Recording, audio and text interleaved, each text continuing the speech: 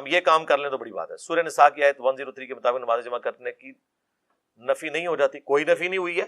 اس میں نفی کہاں لکھی ہے؟ اس میں کہاں لکھا ہے نماز جمع کرنا منع ہے؟ اس میں تو لکھا ہے ان الصلاۃ کانت علی المؤمنین کتابا موقوتا.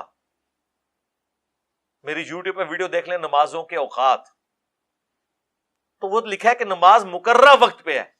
یہ اس میں کہاں لکھا ہوا ہے کہ نمازیں 5 ہیں, فجر کا وقت یہاں سے یہاں تک ہے, زور کا یہاں سے یہاں تک, عصر کا یہاں سے یہاں تک, ایک ہی لکھے ہے.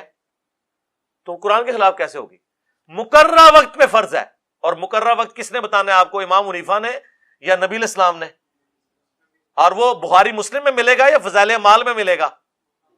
تو نبی الاسلام بتائیں گے نا مقررہ وقت کون سے ہیں.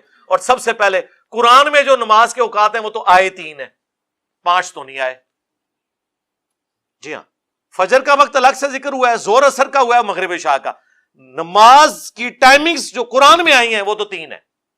ہاں آئے ہو نا داڑھ تلے. ہاں کتاب موقوتا, پھر قرآن اس سورہ بنی اسرائیل پڑھو کہ 3 ٹائمنگز نے.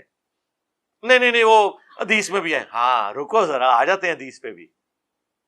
حدیث میں 5 ٹائمنگز آئی ہیں, لیکن ان میں بھی 3 ٹائمنگز میں نماز پڑھنا الاؤ ہے.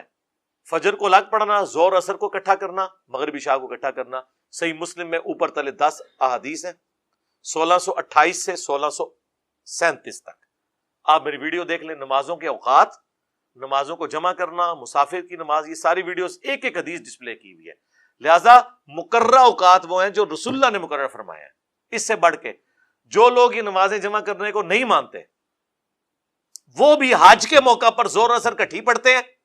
ہاں عرفات کے میدان میں, اور مغرب اور عشاء مزدلفہ میں پڑھتے ہیں عشاء کے وقت میں جا کے. تے اتھے کتاب موقوتا کتھے ٹر گئی؟ وہ کہتے ہیں نہیں, کتاب موقوتا سے مراد وہ ہے جو نبی الاسلام بتائیں گے. تو بس ہمارا یہی ہے, نبی الاسلام نے صرف عرفات کے لیے نہیں بتایا.